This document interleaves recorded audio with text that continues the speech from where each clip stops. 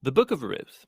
It's a brilliant work of theological art, and it invites us to reflect on the question of how God is involved in the day-to-day joys and hardships of our lives. There are three main characters in the book: Naomi, the widow, Ruth, the Moabite, and Boaz, the Israelite farmer. And their story is told in 4 chapters that are beautifully designed. Let's just dive in and see how this all unfolds. Chapter 1 opens with this line: "In the days when the judges ruled." And it reminds us of the very dark and difficult days from the book of Judges.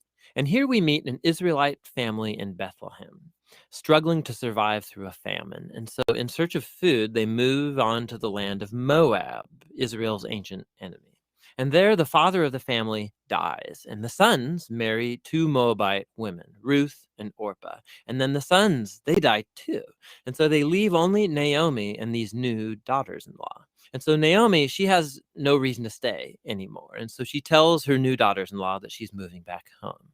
And Naomi, she knows that the life of an unmarried foreign widow in Israel is going to be very hard. And so she compels the women to stay behind.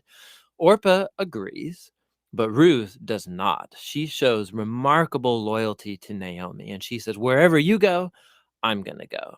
Your people will become my people, and your God will become my God." And so the two of them return to Israel together. And the chapter concludes with Naomi changing her name to Mara, which means bitter in Hebrew, and she laments her tragic fate. Chapter 2 begins with Naomi and Ruth discussing where they're going to find food. And it just so happens to be the beginning of the barley harvest. And so Ruth goes out to look for food, and it just so happens that she ends up picking grain in the field of a man named Boaz, who just so happens to be Naomi's relative. We're told that Boaz is a man of noble character, and he notices Ruth. And so after finding out more about her story, he shows remarkable generosity to her. He makes these special provisions so that the immigrant Ruth can gather grain in his field. And in doing so, Boaz is actually obeying an explicit command of the Torah to show generosity to the immigrant and the poor. Boaz is so impressed by Ruth's loyalty to Naomi. He prays for her that God will reward her for her boldness. So Ruth comes home that day, and Naomi finds out that she met Boaz, and she is thrilled. She says Boaz is their family redeemer. Now, this family redeemer thing, this was a cultural practice in Israel where if a man in the family died and he left behind a wife or children or land, it was the family redeemer's responsibility to marry that widow, to take up the land and protect that family. So Naomi, she begins to hope that perhaps there might still be a future for her family. Chapter 3 begins with Naomi and Ruth making a plan to get Boaz to notice their situation. So Ruth is going to stop wearing clothes of a grieving widow, and she's going to show signs that she's available to be married. And so Ruth goes to meet Boaz on the farm that night. And as she approaches, Boaz wakes up and he's totally startled. And Ruth makes her intentions very clear. She asks if Boaz will redeem Naomi's family and marry her. Boaz is once again amazed by Ruth's loyalty to Naomi and her family, and he calls Ruth a woman of noble character. It's the same term used to describe the woman of Proverbs 31. So Boaz tells Ruth to wait until the next day, and he will redeem both Ruth and Naomi legally before the town elders. And so the chapter ends with Ruth returning to Naomi, and they marvel together at all of these recent events. In chapter 4, it all comes together. It turns out, at the last minute, Boaz discovers there is a family member who's closer to Naomi than he is, and he's actually eligible before him to redeem the family. But at the last second, this family member finds out that he's going to have to marry Ruth, the Moabite, and so he declines. But Boaz, remember, he knows Ruth's true character, and so he acquires the family property of Naomi, and he marries Ruth. And so just at the beginning, how Ruth was loyal to Naomi's family, so now Boaz is loyal to Naomi's family as well. The story concludes with a reversal of all of the tragedies from chapter 1. So the death of the husband and the sons is reversed as Ruth is married again and gives birth to a new son, granting joy to Naomi. And this symmetry between the opening and the closing, it's even more remarkable. So remember, the opening tragedy was followed by a great act of loyalty on the part of Ruth. And that is now matched by Boaz's act of loyalty that leads to the family's final restoration. And this symmetry, it highlights the design of the internal chapters as well. So each of the chapters begins with Naomi and Ruth making a plan for their future, and that's followed by a providential meeting between Ruth and Boaz, and each chapter concludes with Naomi and Ruth rejoicing at what's taken place. This story is beautifully designed, and that design actually connects with a really interesting feature of the story, and that's how little God is mentioned. Right? The characters talk about God a few times, but the narrator actually never once mentions God doing anything directly in the story, and that's its brilliance. Because God's providence is at work behind every scene of this story, weaving together the circumstances and choices of all these characters. So Naomi, her tragedy leads her to think that God is punishing her, but actually the whole story is about God's mission to restore her and her family. And he's doing so through Ruth, through her boldness and loyalty, which brings healing to Naomi's life, but not without Boaz, who's a no-nonsense farmer who's full of generosity and loyalty. And so God uses his integrity combined with Ruth's boldness to save Naomi and her family. And so this story brilliantly explores the interplay of God's purposes and will with human decision and will. God weaves together the faithful obedience of his people to bring about his redemptive purposes in the world. And that leads to the real end of the story. The book of Ruth concludes with a genealogy, showing how Boaz and Ruth's son, Oved, was the grandfather of King David, from whom came the lineage of the Messiah. And so all of a sudden, these seemingly mundane, ordinary events in this story are woven into God's grand story of redemption for the whole world. And so the book of Ruth invites us to consider how God might be at work in the very ordinary, mundane details of our lives as well. And that's what the book of Ruth is all about.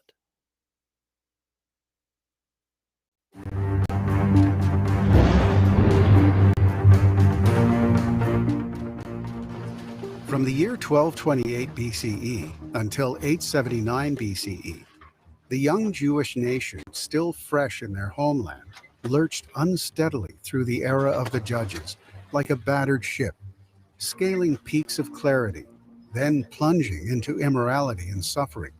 In the midst of this turmoil, a severe famine struck the Holy Land.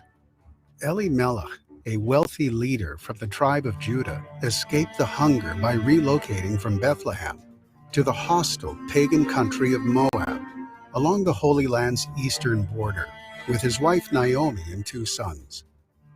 This outstanding Judean family attracted attention. The boys married Moabite princesses, daughters of King Eglon, and granddaughters of the biblical King Balak of Moses' times. Elimelech and his sons met early deaths, and Naomi desired to return to Bethlehem. She urged her childless Moabite daughters-in-law to re-embrace their pagan countrymen. Princess Orpah returned to her idols and depraved lifestyle, and she bore the villainous giant Goliath, who blasphemed the God of Israel and was slain by King David. But Princess Ruth refused to leave Naomi. She cherished her noble mother-in-law and had fallen in love with the God of Israel. Eventually, Ruth became the heroine of all righteous converts. But at the time, she and Naomi found themselves starving in the streets of Judah. God guided Ruth's steps to the fields of Boaz, a famously righteous man and an elderly relative of Naomi's deceased husband, Elimelech. Boaz was struck by Ruth's modesty and righteousness. He guided Ruth in collecting agricultural gifts to the poor prescribed by Torah law, and he offered her protection throughout the harvest season. Young bachelors would have gladly married Ruth, but she sought a man of outstanding saintliness and kindness. Naomi encouraged Ruth to ask the elderly Boaz to marry her. Boaz was moved by Ruth's selfless dedication to her ideals. He first offered Naomi's closer relative the chance to marry Ruth because that man had precedence according to ancient practice. But when the man declined, Boaz and Ruth were married in a joyous public celebration. Ruth's contribution to the Jewish nation altered all of history. She and Boaz had one child, a son whom her former mother-in-law Naomi helped raise to righteousness. That child's grandson, who was born in 907 BCE, was none other than King David.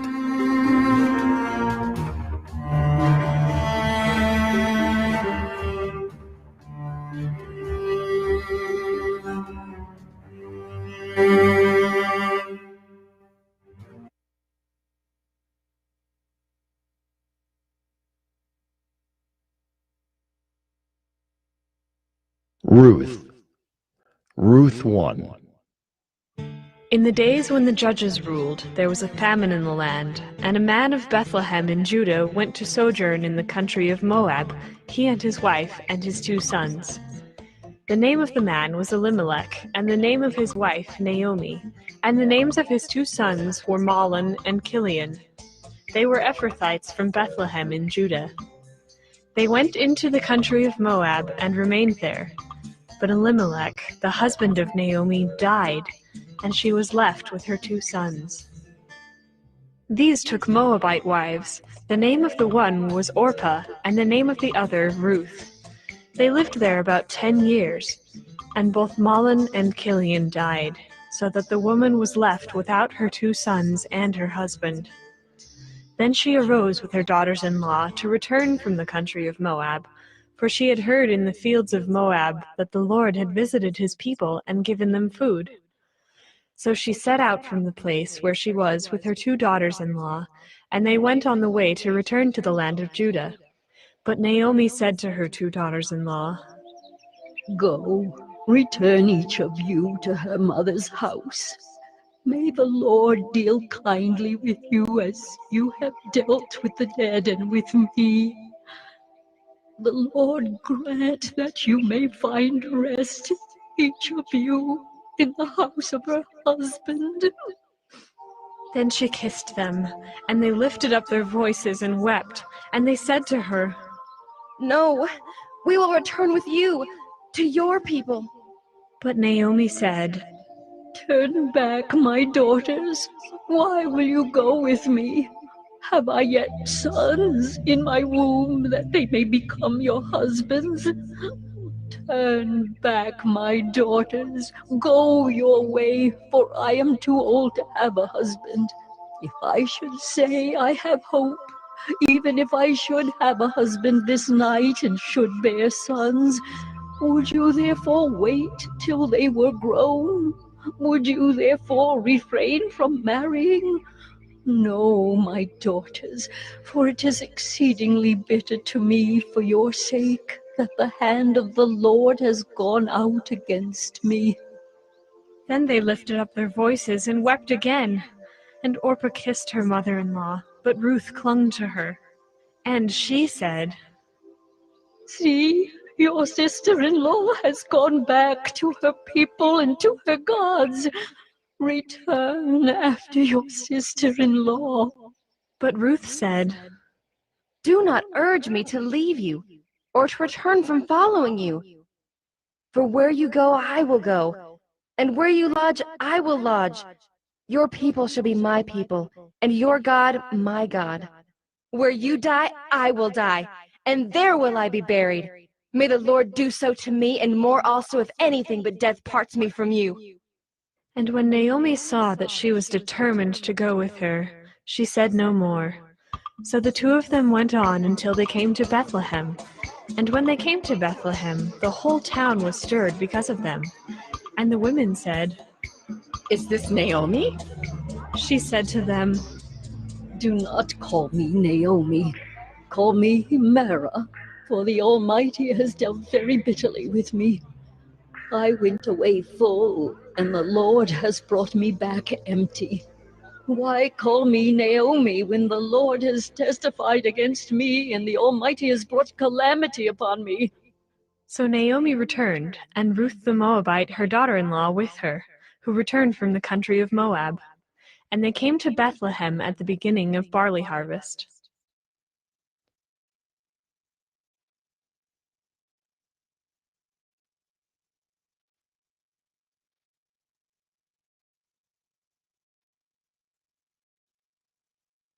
Ruth 2. Now Naomi had a relative of her husband's, a worthy man of the clan of Elimelech, whose name was Boaz. And Ruth the Moabite said to Naomi, Let me go to the field and glean among the ears of grain after him in whose sight I shall find favor. and she said to her, Go, my daughter. So she set out and went and gleaned in the field after the reapers. And she happened to come to the part of the field belonging to Boaz, who was of the clan of Elimelech. And behold, Boaz came from Bethlehem, and he said to the reapers, The Lord be with you. and they answered, The Lord bless you. Then Boaz said to his young man who was in charge of the reapers, Whose young woman is this? and the servant who was in charge of the reapers answered, She is the young Moabite woman who came back with Naomi from the country of Moab. She said, Please let me glean and gather among the sheaves after the reapers. So she came, and she has continued from early morning until now, except for a short rest. Then Boaz said to Ruth, Now listen, my daughter. Do not go to glean in another field or leave this one, but keep close to my young women. Let your eyes be on the field that they are reaping, and go after them. Have I not charged the young men not to touch you? And when you are thirsty, go to the vessels and drink what the young men have drawn. Then she fell on her face, bowing to the ground, and said to him, Why have I found favor in your eyes, that you should take notice of me, since I am a foreigner?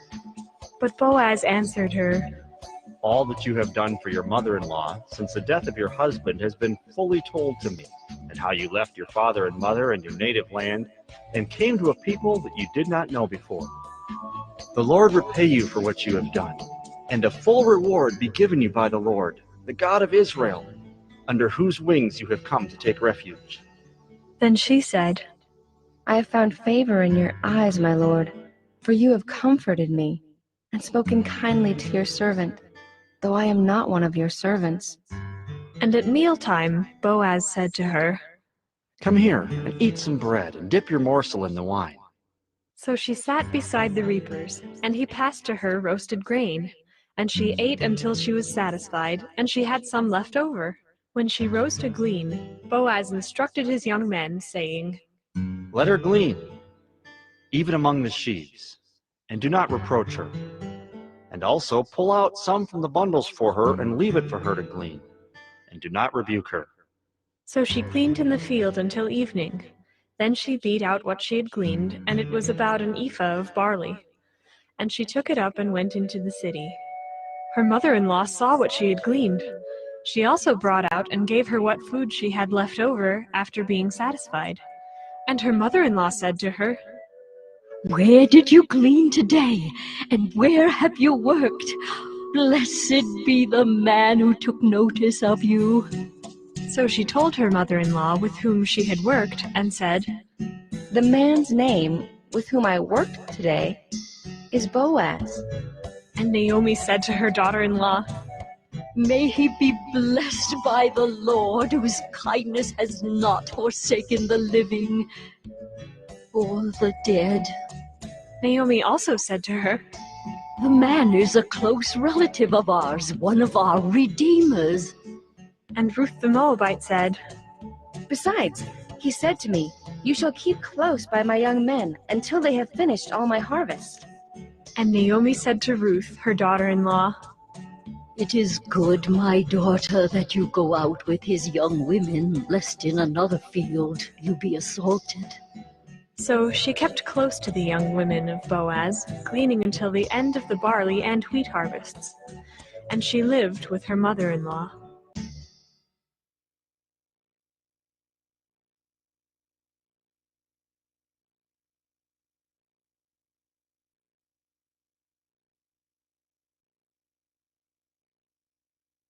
Ruth 3. Then Naomi, her mother-in-law, said to her, My daughter, should I not seek rest for you, that it may be well with you? Is not Boaz our relative, with whose young women you were? See, he is winnowing barley tonight at the threshing floor. Wash, therefore, and anoint yourself, and put on your cloak and go down to the threshing floor. But Do not make yourself known to the man until he has finished eating and drinking. But when he lies down, observe the place where he lies. Then go and uncover his feet and lie down, and he will tell you what to do." And she replied, All that you say, I will do. So she went down to the threshing floor and did just as her mother-in-law had commanded her. And when Boaz had eaten and drunk, and his heart was merry, he went to lie down at the end of the heap of grain. Then she came softly and uncovered his feet and lay down. At midnight the man was startled and turned over, and behold, a woman lay at his feet. He said, "Who are you?" and she answered, I am Ruth, your servant. Spread your wings over your servant, for you are a redeemer. and he said, May you be blessed by the Lord, my daughter. You have made this last kindness greater than the first, in that you have not gone after young men, whether poor or rich. And now, my daughter, do not fear. I will do for you all that you ask, for all my fellow townsmen know that you are a worthy woman. And now it is true that I am a redeemer, yet there is a redeemer nearer than I. Remain tonight, and in the morning, if he will redeem you, good, let him do it. But if he is not willing to redeem you, then, as the Lord lives, I will redeem you. Lie down until the morning. So she lay at his feet until the morning, but arose before one could recognize another. And he said, Let it not be known that the woman came to the threshing floor. and he said, Bring the garment you are wearing and hold it out. So she held it, and he measured out 6 measures of barley and put it on her. Then she went into the city, and when she came to her mother-in-law, she said, "How did you fare, my daughter?" Then she told her all that the man had done for her, saying, These 6 measures of barley he gave to me, for he said to me, You must not go back empty-handed to your mother-in-law. She replied, "Wait, my daughter, until you learn how the matter turns out, for the man will not rest, but will settle the matter today."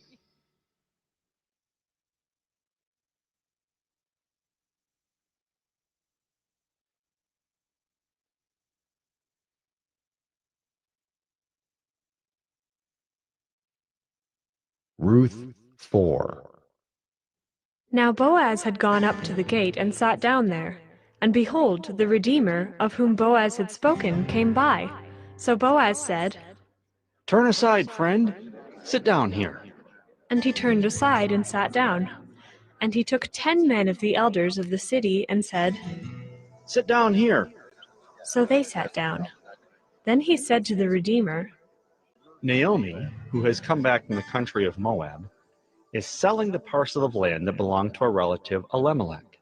So I thought I would tell you of it and say, Buy it in the presence of those sitting here and in the presence of the elders of my people. If you will redeem it, redeem it. But if you will not, tell me, that I may know. For there is no one besides you to redeem it, and I come after you. and he said, I will redeem it. Then Boaz said, The day you buy the field from the hand of Naomi, you also acquire Ruth, the Moabite, the widow of the dead, in order to perpetuate the name of the dead in his inheritance. Then the Redeemer said, I cannot redeem it for myself, lest I impair my own inheritance. Take my right of redemption yourself, for I cannot redeem it. Now this was the custom in former times in Israel concerning redeeming and exchanging. To confirm a transaction, the one drew off his sandal and gave it to the other, and this was the manner of attesting in Israel. So when the Redeemer said to Boaz, Buy it for yourself. he drew off his sandal. Then Boaz said to the elders and all the people, You are witnesses this day that I have bought from the hand of Naomi all that belonged to Elimelech, and all that belonged to Chilion and to Mahlon. Also Ruth the Moabite, the widow of Mahlon, I have bought to be my wife, to perpetuate the name of the dead in his inheritance, that the name of the dead may not be cut off from among his brothers and from the gate of his native place. You are witnesses this day. Then all the people who were at the gate and the elders said, We are witnesses. May the Lord make the woman who is coming into your house like Rachel and Leah, who together built up the house of Israel. May you act worthily in Ephrathah and be renowned in Bethlehem. And may your house be like the house of Perez, whom Tamar bore to Judah, because of the offspring that the Lord will give you by this young woman. So Boaz took Ruth, and she became his wife. And he went in to her, and the Lord gave her conception, and she bore a son. Then the women said to Naomi, Blessed be the Lord, who has not left you this day without a redeemer, and may his name be renowned in Israel. He shall be to you a restorer of life, and a nourisher of your old age. For your daughter-in-law who loves you, who is more to you than 7 sons, has given birth to him. Then Naomi took the child and laid him on her lap, and became his nurse. And the women of the neighborhood gave him a name, saying, A son has been born to Naomi. They named him Obed. He was the father of Jesse, the father of David. Now these are the generations of Perez. Perez fathered Hezron. Hezron fathered Ram. Ram fathered Amminadab. Amminadab fathered Nahshon. Nahshon fathered Salmon. Salmon fathered Boaz. Boaz fathered Obed. Obed fathered Jesse. And Jesse fathered David.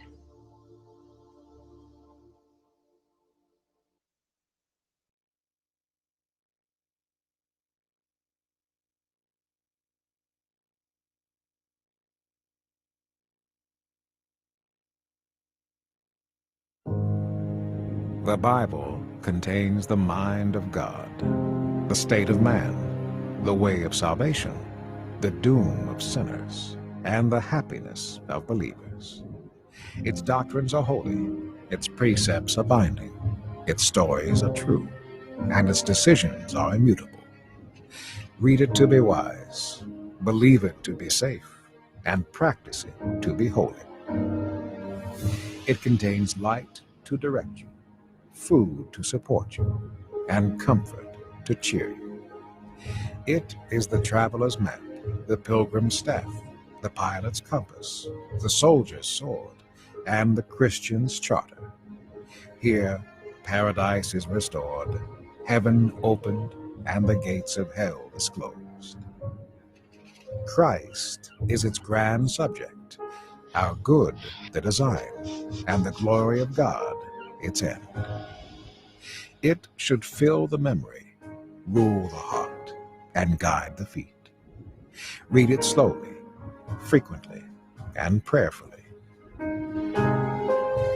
It is a mine of wealth, health to the soul, and a river of pleasure. It involves the highest responsibility, will reward the greatest labor, and will condemn all who trifle with its sacred contents. Pray it in, read it through, live it out, and pass it on.